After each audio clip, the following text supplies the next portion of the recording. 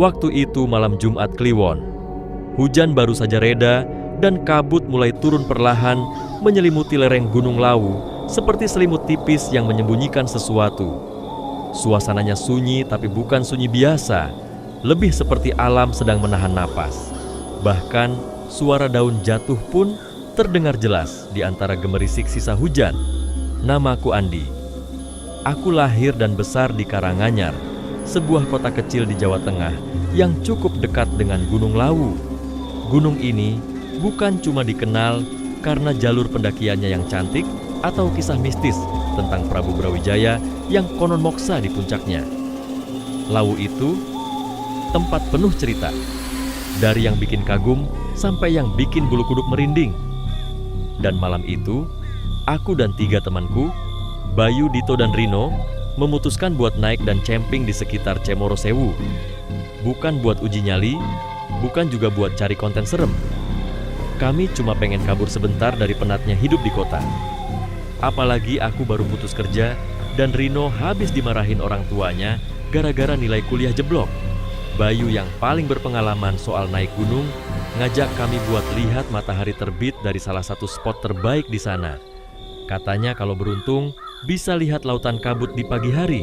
Indah banget katanya. Kami berangkat sore hari naik motor, rencananya nginep semalam aja. Tapi dasar kami kebanyakan berhenti di jalan. Beli jajanan lah, ngopi dulu lah. Jadinya sampai di base camp udah hampir maghrib. Langit udah mulai gelap, kabut juga mulai turun. Waktu kami ngaso sebentar di warung dekat parkiran, ada bapak tua penjaga warung yang sempat negur kami. "Nak, kalau udah segini mah jangan naik dulu.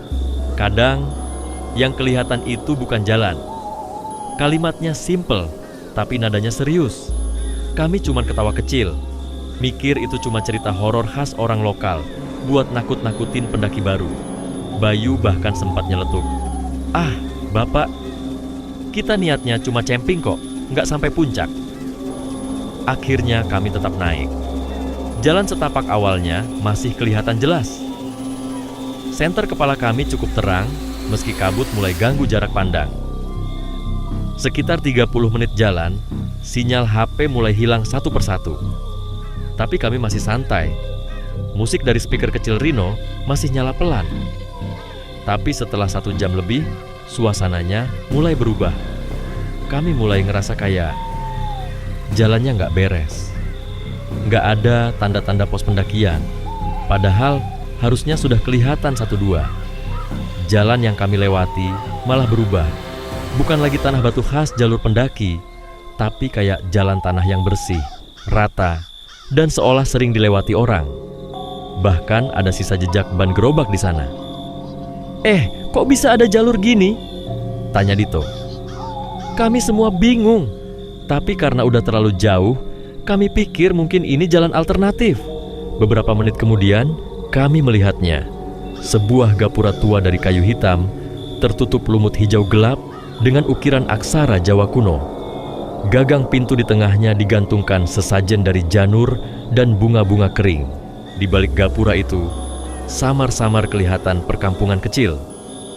Rumah-rumah kayu dengan atap rumbia, lampu minyak menyala redup di jendela-jendelanya. Dari jauh, kesannya kayak desa wisata zaman dulu yang belum dibuka resmi. "Gokil, kayak desa adat tersembunyi gitu," gumam Rino. Bayu sempat ragu, tapi Dito malah udah jalan duluan. Kami pun akhirnya menyusul masuk ke dalam desa itu. Sunyi. Itu yang langsung kerasa. Terlalu sunyi. Nggak ada suara jangkrik, ayam, apalagi orang-orang.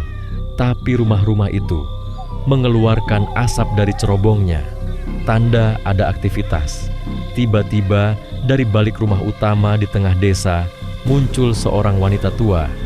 Punggungnya bungkuk, wajahnya penuh keriput, tapi senyumnya ramah. Ia menyapa kami dengan suara lembut, seperti nenek sendiri. "Jarang ada tamu malam-malam begini," katanya. Dia mengundang kami masuk ke rumahnya. Kami yang masih berpikir ini mungkin bagian dari desa wisata, ikut saja. Disuguhi air hangat dan ketela rebus. Hangatnya makanan dan suasana rumah itu sedikit menenangkan. Kami ngobrol sedikit, tapi Yang aneh, kami semua nggak ada yang ingat kapan kami tertidur.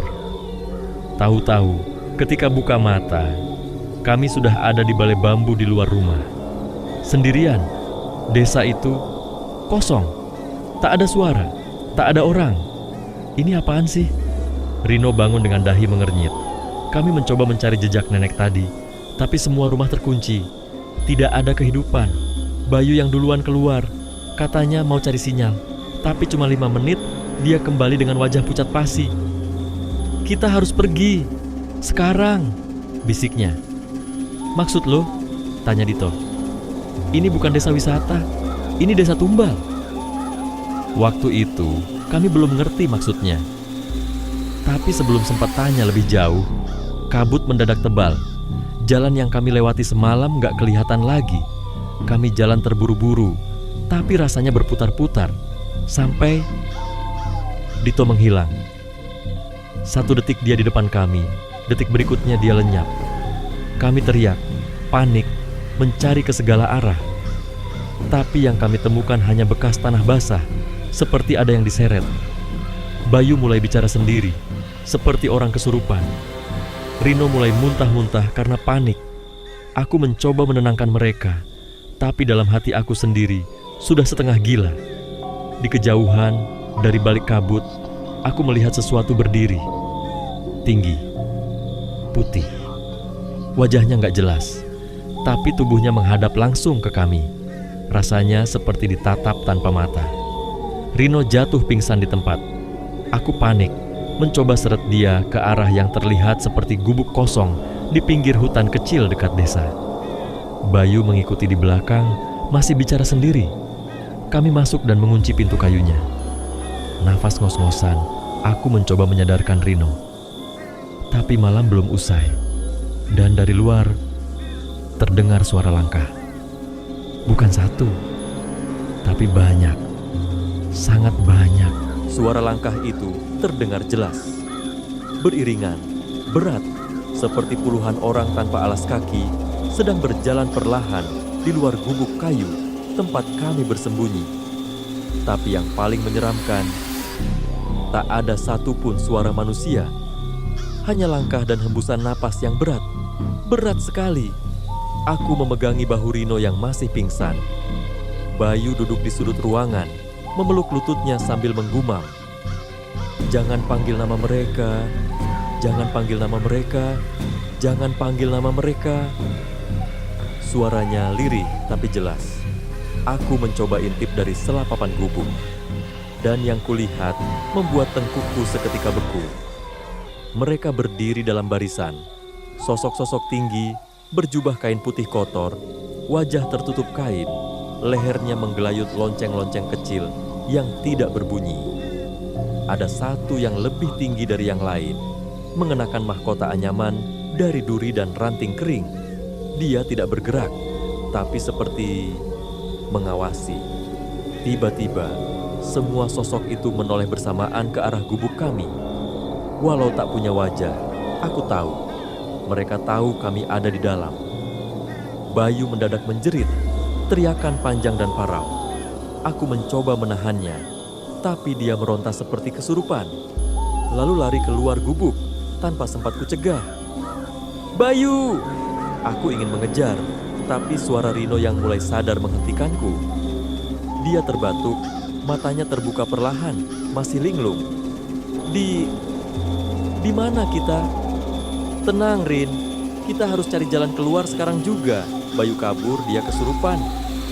Aku menggendong Rino setengah paksa, dan kami keluar pelan-pelan dari gubuk itu. Tapi tak ada siapa-siapa di luar. Semua sosok putih itu hilang. Jalan menuju desa pun berubah. Bukan tanah lagi, tapi seperti karpet dedaunan kering yang ditabur di atas lumpur merah. Kami berjalan mengikuti arah yang kami kira tadi datang. Tapi desa itu seperti hidup. Jalan-jalannya berubah. Rumah-rumah bertukar posisi. Dan yang paling aneh, suara gamelan mulai terdengar. Pelan. Lalu makin keras. Kami mengikuti suara itu, berharap menemukan orang. Tapi yang kami temukan adalah sebuah pelataran terbuka dengan pohon beringin besar di tengahnya. Di bawah pohon itu ada panggung dari bambu, dan di atasnya berdiri sosok wanita. Ya Tuhan, wanita itu adalah nenek yang tadi menyambut kami malam sebelumnya. Tapi sekarang wajahnya berubah. Matanya hitam tanpa bola mata, kulitnya seperti kayu tua, dan rambutnya menjuntai panjang sampai tanah.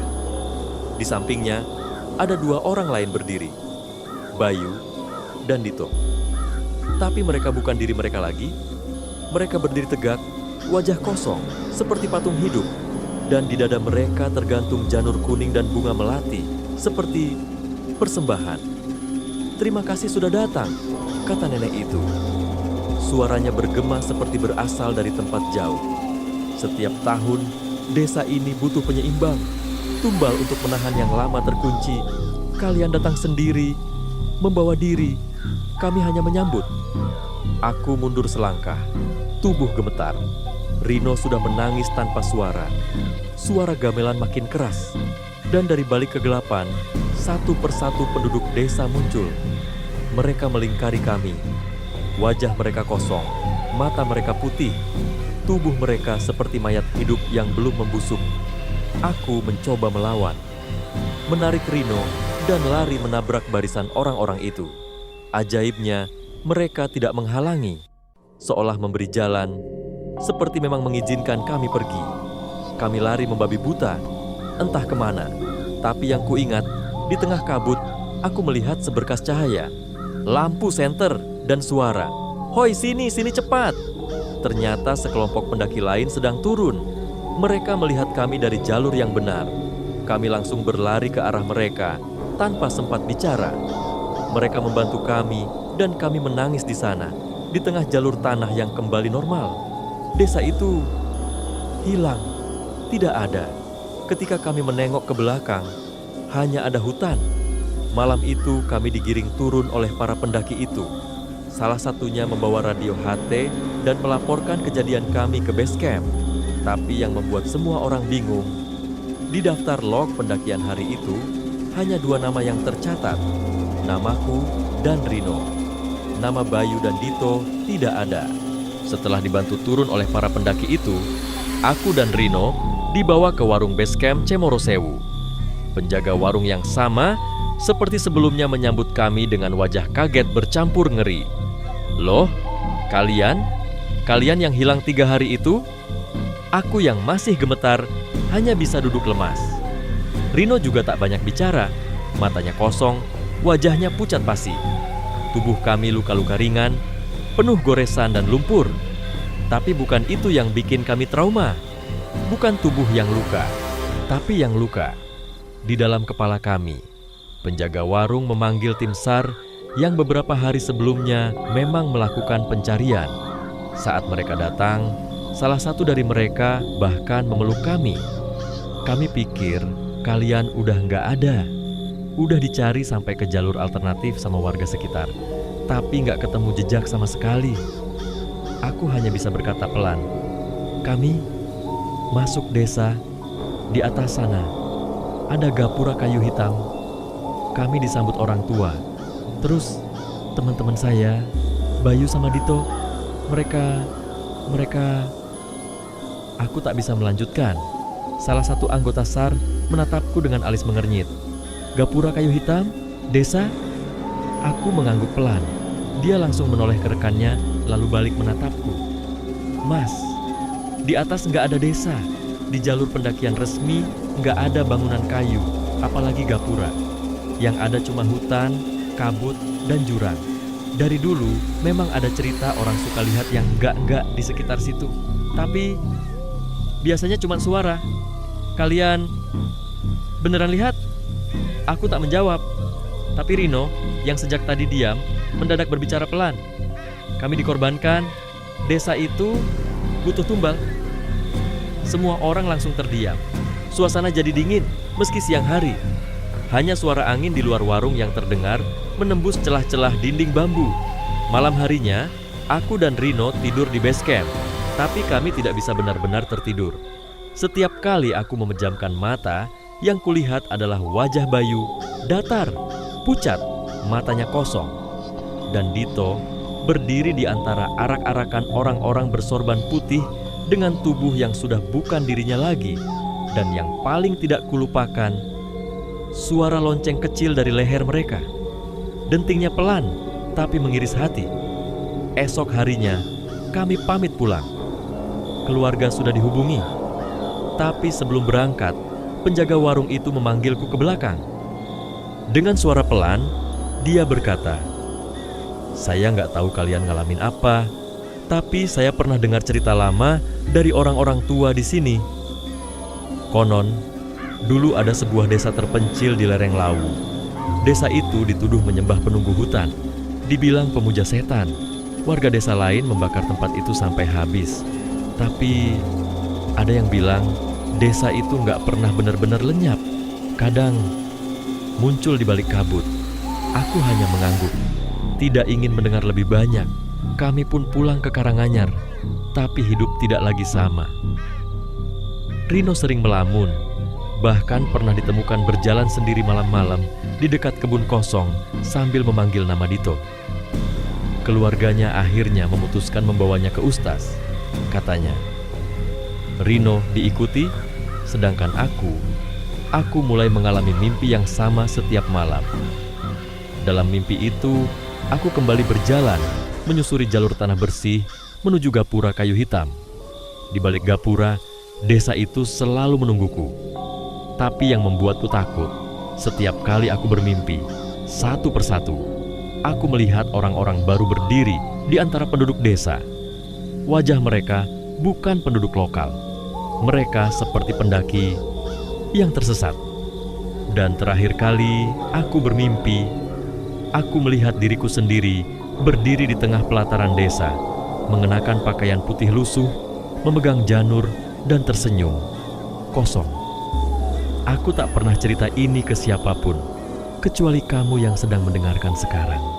Tapi satu hal yang pasti, jika suatu hari kamu mendaki Gunung Lawu dan malam mulai turun, lalu kamu melihat jalan tanah bersih yang terasa seperti jalan desa, berhentilah, jangan teruskan. Dan kalau kamu melihat gapura kayu hitam berdiri di tengah kabut, jangan masuk. Karena tak semua desa ingin ditemukan, dan tak semua tamu bisa pulang kembali.